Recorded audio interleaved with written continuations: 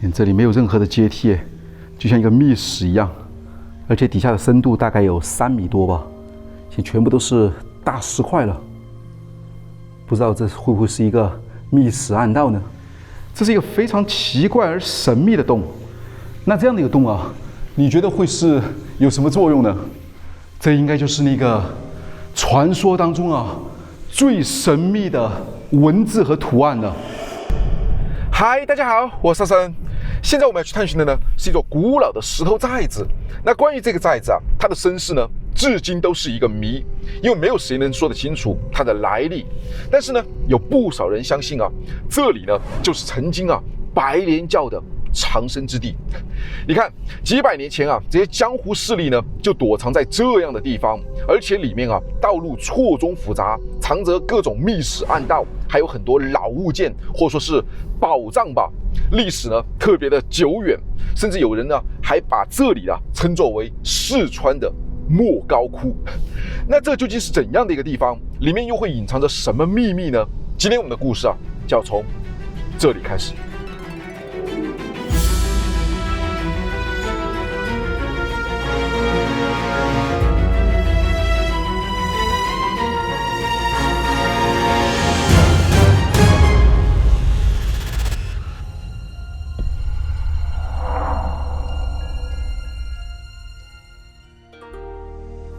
这个寨子岩的海拔啊，大约有800米左右吧。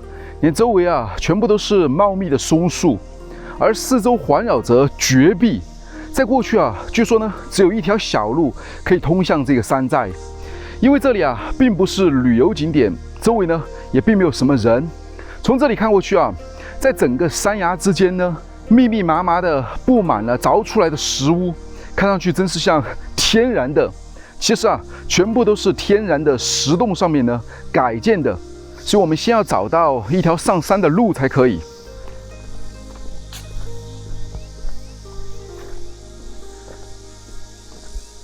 据说在过去啊，通向这个寨子岩呢，就只有一条小路，我也不知道是不是这一条小路啊。反正现在我们就跟着这条小路往上面走，从这里呢就可以看得到那个寨子岩在那个上面。真是在绝壁之处啊！底下呢是一个水库吧，风景其实还蛮不错的。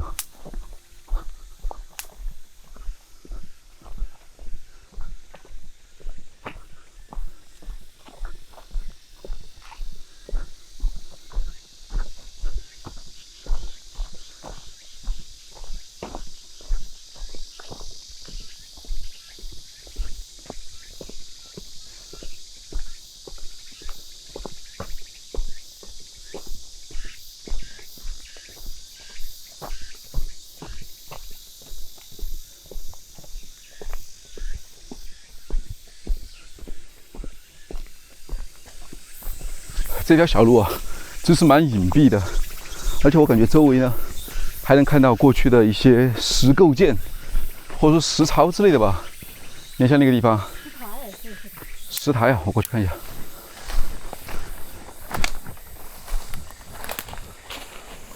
不是石台，是石槽。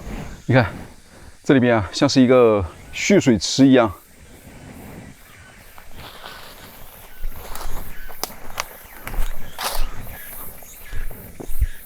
周围的植被啊，非常的茂密，而且还有竹林。因为整个岩壁啊，有很多的孔洞，这应该都是天然形成的吧？但也许有一些啊是人工开凿出来的。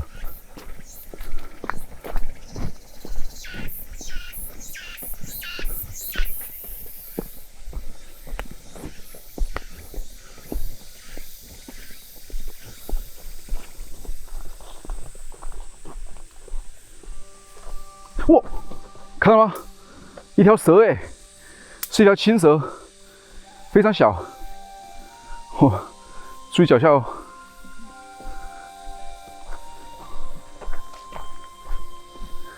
周围有那种青蛇，大概有半米长吧。不知道刚才拍到没有啊？一下就晃过去了，嘿。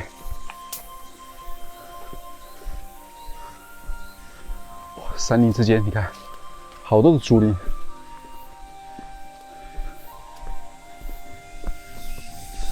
非常的热，大概有40度左右了。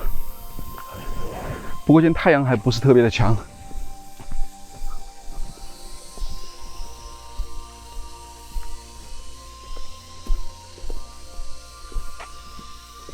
那个寨子应该在这上面呢。我从这个竹林啊，好像能看得到。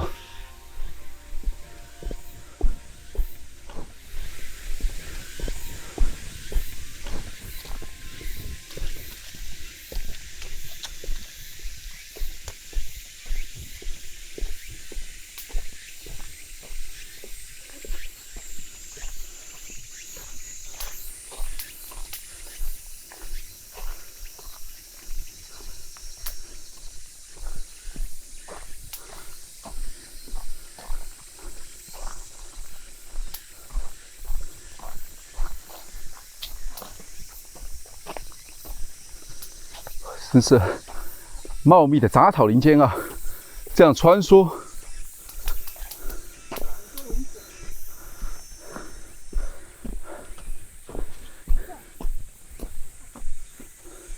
是吗？哦，在那个地方，走。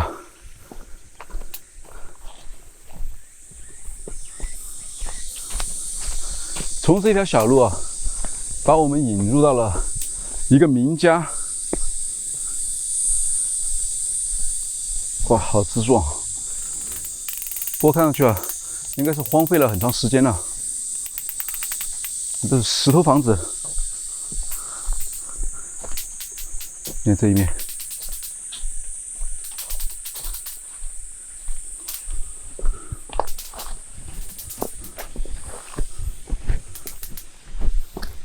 你那个就像在放火炮一样。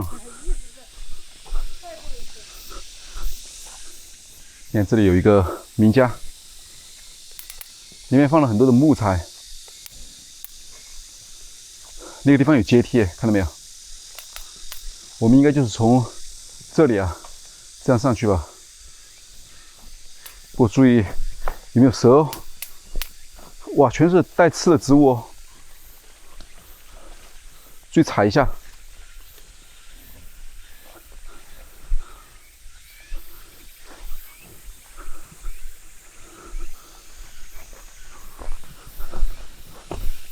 怎么样？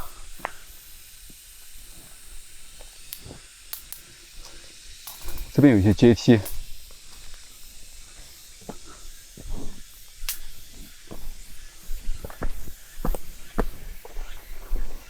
我想我们已经找到这个石寨子了，周围有很多的石窟，哇，路啊不是很好走啊。这就像是天然形成的石窟一样，还蛮大的。下面这个地方呢也有，并不是很深。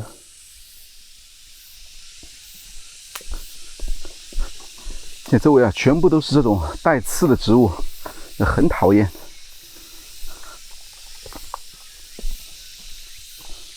哦，这里有阶梯了，你看，是石阶梯啊，一直往上。这目测啊，应该有好几层，而底下呢，这里也有平层的，这一面是一个很小的洞窟。我们先从1楼去看一下。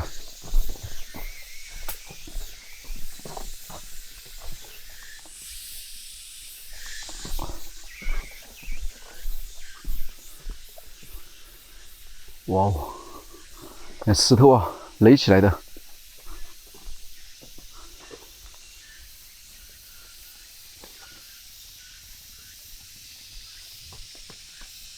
悬崖绝壁啊！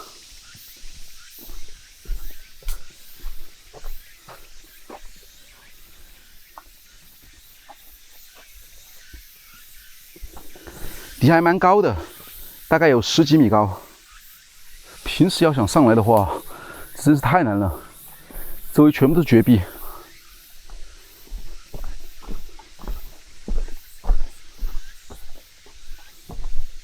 看这里，哇，就像是一个地道一样。里面并不是特别的深，现在全部是石头啊，还有各种树枝、树条吧。看一下那里，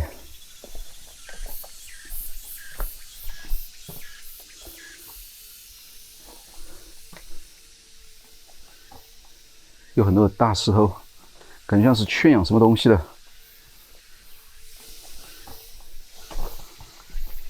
哇，这里好像有个树井还是什么，并不深。这里面的空间呢还是蛮大的，大概有20几个平方米。稍等，我过来看一下。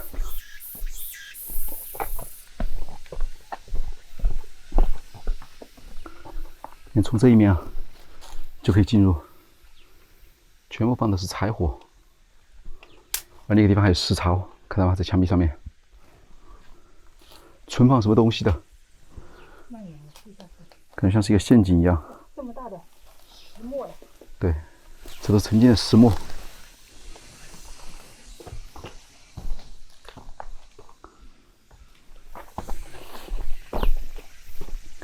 这一面不太好走哦，那个地方有一个特别大的洞。过去看一下。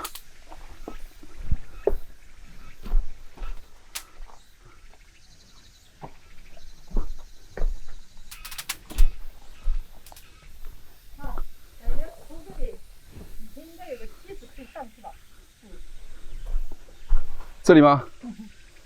直接上2楼了。你可以爬上去吗？那还是不行。不行啊，我以为你可以爬上去啊。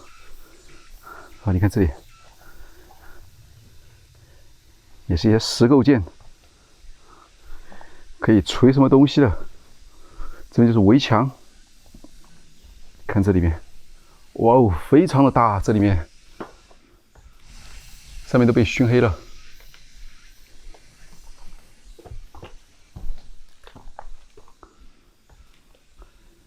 你看它这一层啊，不仅是空间很大，而且中间呢有一圈这样的石孔，在里面插上木桩以后，然后再放上一层隔板吧，这样的话就可以形成2层的空间，不仅可以住人啊，还可以很好的存放生活的物品，最大化的利用了这里面的空间。再我们再上去看一下。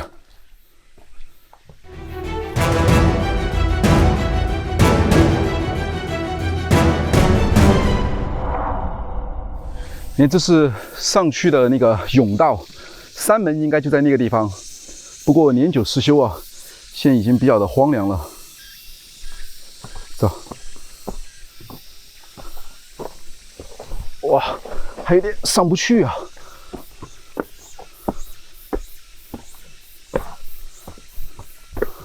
哇哦，那个山门，绝壁之间啊修建的。底下其实蛮陡的，看这一面，怎么样？风景看上去是不是还蛮不错的？不过在这么险要的一个地方啊，这是一个绝佳的防御要地吧。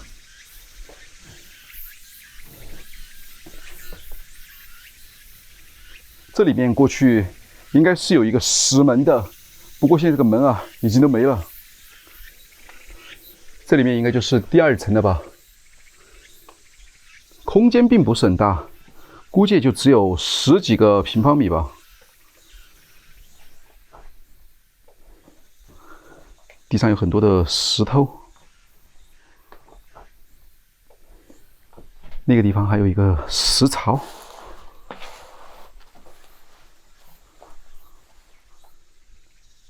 那这么小的一个空间啊，你觉得在过去应该用来做什么的？应该是存储粮食的吧？存储粮食吗？我倒觉得啊，你看那个山门，那进来了以后，这里会不会是一个过道呢？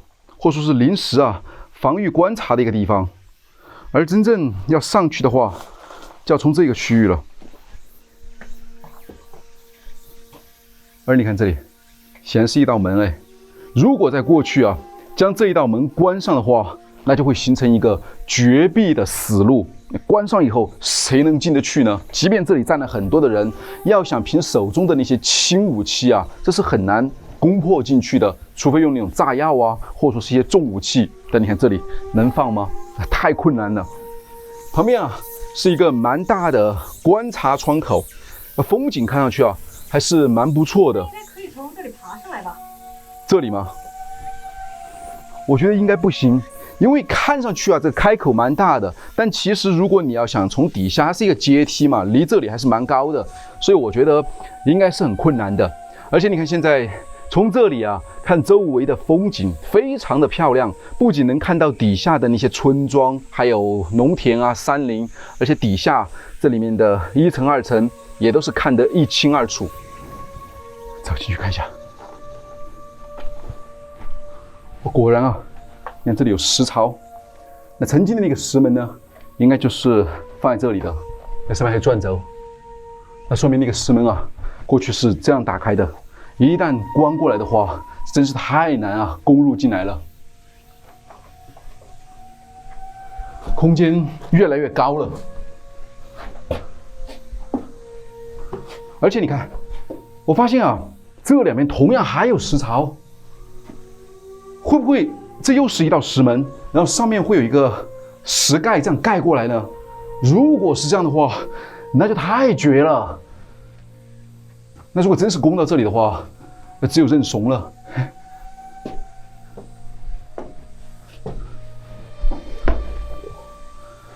确实，看这里直接盖过来。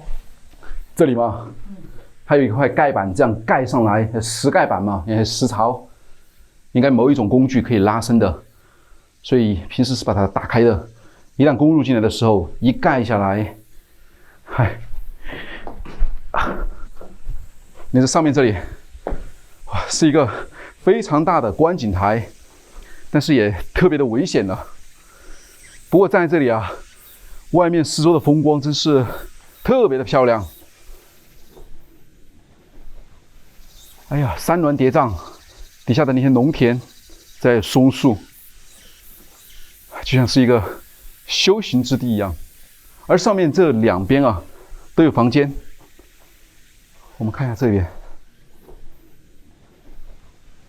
你看这里有很大的一个石槽，估计是放置以前的那些生活物品啊、粮食之类的，因为这一层是最安全的。你看这一面还有石柜。真是空间啊，最大化的利用，所有的物品都可以放在这里面。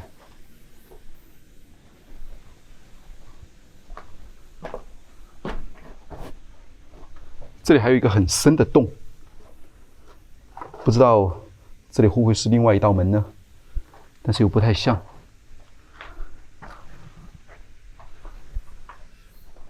哇，这个房间里面啊，特别的宽敞了。你看，这里面的空间啊，至少得有60、70个平方米以上了。而且如果再搭上一层这样的石板的话，或木板的话，那个空间啊就更大了。而且你看那个地方，我发现好像有一些石槽，但又不像是一个暗道。难道以前是供奉什么东西的吗？那个地方到底了，这边堆了很多的大石块。哇，这些石槽都是很粗大的哟，你看特别的粗大。那就说明上面2楼这一层啊，以前是放很多重型的物品的。这边还有另外的一个观景台，这里面也有石槽，应该是关那个木门的、木窗的。关过来以后，这样就很难进去了。应该是石头吧？你看这上面还有残留的石头，这边都已经不在了。哇，绝壁！嗨，但是怎么没有上去的阶梯呢？这里只有一个长条椅。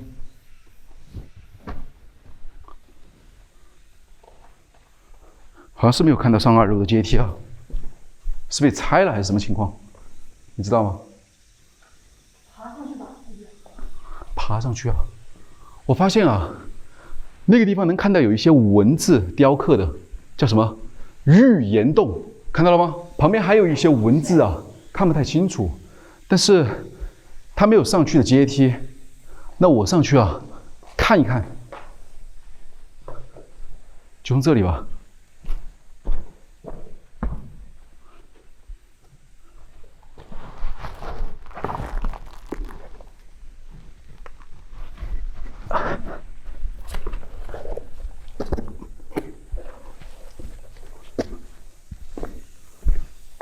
果然啊，这是2层。哇，在这个绝壁的洞上啊，不知道怎么走到那个地方去，刻上的文字，来看一下，就是在这个石壁上面啊，就能看到一些雕刻的文字了。旁边还有银月山玉岩洞，不知道是不是曾经啊这里的名字。底下呢是清嘉庆庚申年，旁边还有刘邦林、刘邦什么，还有刘邦云，这3人啊都姓刘，难道是3兄弟吗？那也就是说，在清嘉庆的庚申年，也就是公元1800年，他们3兄弟呢修建了这个洞，哇，真是太不可思议了。那上面就这样的，哎，嗨，你在这里住了多长时间呢？刚来的。哦。3兄弟。刚来的，我还以为你在这里住了很长时间呢。哇哦，你的底下绝壁之下，真是脚都在颤抖，非常的漂亮。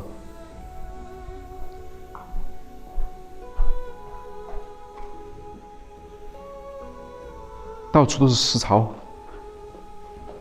这个不知道是不是刚才我们看到说到的那个放佛龛的地方，但是又很高，因为它好像在过去啊，还有几层石门可以把它关上去，真是很不可思议啊！就在这样的一个原始的山洞里面啊，开凿出了像这种城堡寨子一样的东西，而且你看这里的这个木桩架上了以后呢，这上面还可以有很高的空间，就像一个穹顶一样。好，我得先下来了。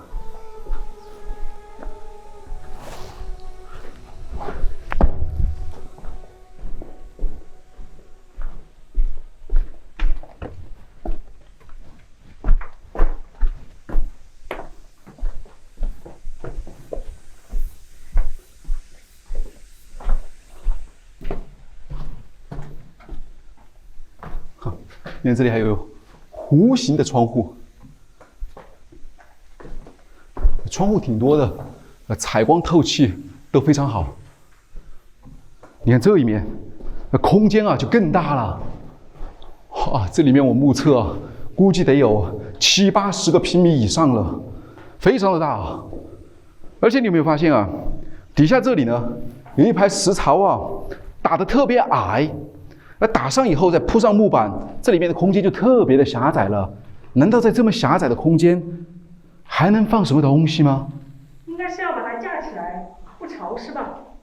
哦，不潮湿啊！哦，对对对，有这样的一种说法啊。对，因为这一面比较的潮湿嘛，所以架高以后，生活在里面呢，它可能会好一些。可能是这一间是卧室吧？卧室啊，确实有点大。哇，你看，我发现什么了？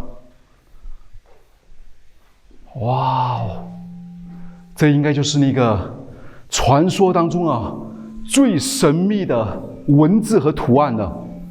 没想到啊，它竟然就在这一个房间当中，就这个非常有仪式感的神龛啊，这应该是被很多人认为是白莲教的地方了。墙上啊还刻有文字，最上面写的是清白遗风，而下面呢应该是一副对联，左边刻上的是字有点看不清楚了，瞻堂庆烟根，在下面这石头已经掉落了。对，在这里，这是一个什么字？看不清楚。右边刻的是什么？雀书祥开垂百代，而中间啊，那其实是一幅莲花，而就是这一个神秘的图案啊，与上面的那个清白两个字呢，让很多人联想到了白莲教，所以真是蛮神秘的啊。而且旁边这个地方啊，还有2个石槽，底下呢也有。过去就是在这个地方啊，应该要供奉着什么东西。这看上去啊，真是让人很困惑。你觉得呢？也许吧。也许啊。周围左右两边还有对称的这么大的石门，还是说什么？还是石龛？你看，我站在这个地方，都还有这么大的空间，这里又会是什么呢？哇，真是迷影重重啊！那边也是，就像是现代的电梯一样，直通上面，直通下面，周围布满了石槽。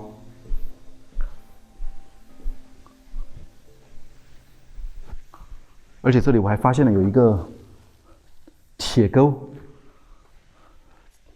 这有很长的时间了哟，要挂什么东西的？铁的。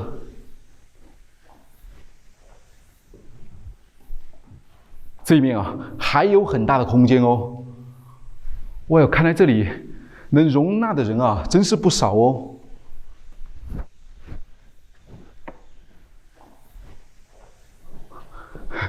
这个里面啊，就给人感觉到更加的诡异了。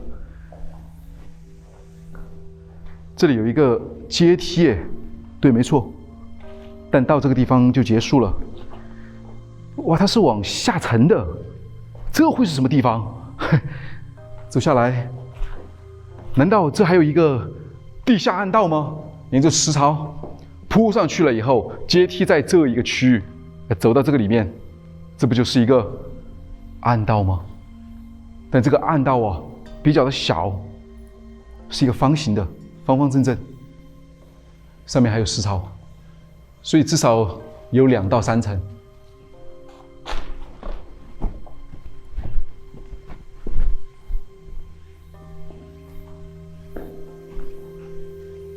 那个上面也有，就有点像是那个博人玄关一样，现在真是让人感觉到很费解。这么高的地方，又是这么大的一个石槽，拿东西取东西，也不是很方便。你说过去啊有阶梯，但现在又没看到有阶梯，但很有可能过去的应该是那种木阶梯啊，在后来呢拆掉或者被破坏掉了吧。那个地方的方方正正的一个石窗，这里还有一个很大的一个哇哦，很大的一个石槽，但下面呢又像是一个感觉像关什么人的地方，或者说放什么东西的地方。难道是水井吗？但又不像，那个地方有洞，上面又是一个很大的石窗。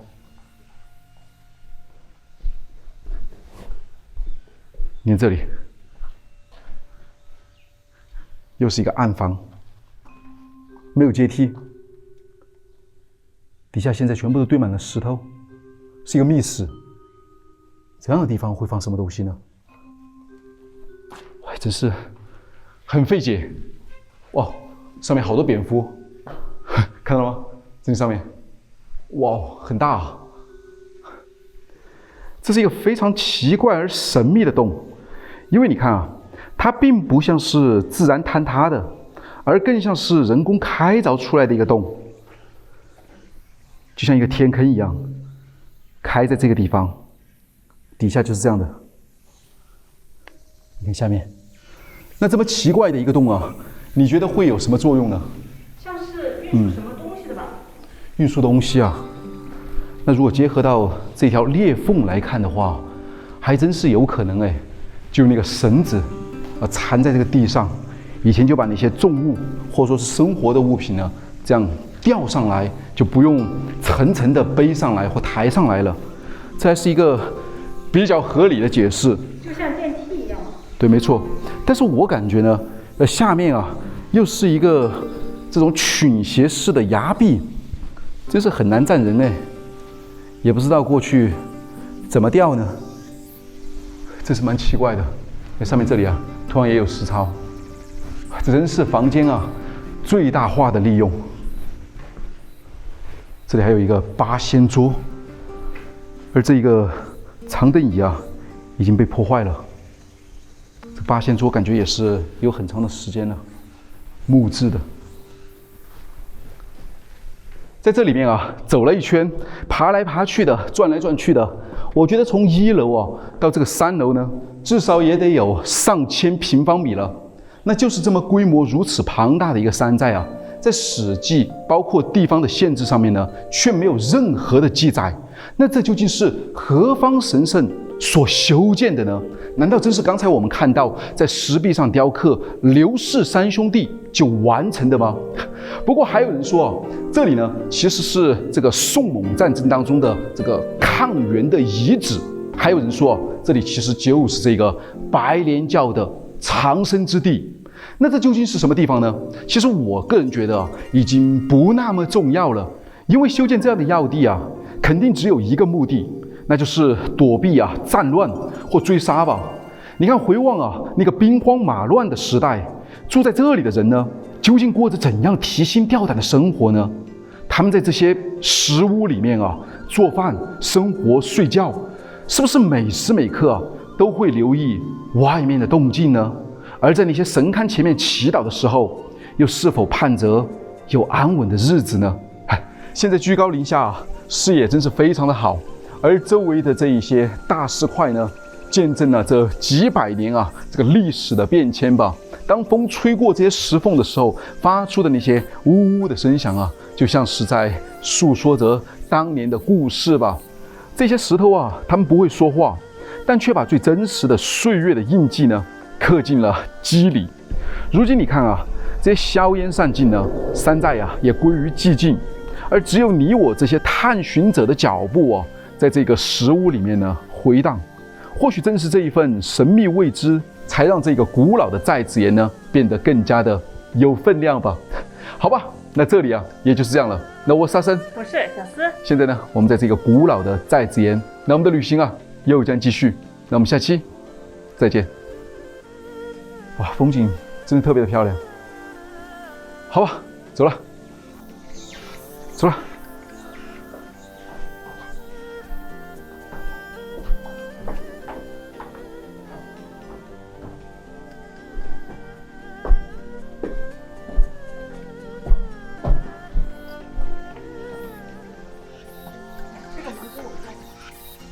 看着底下，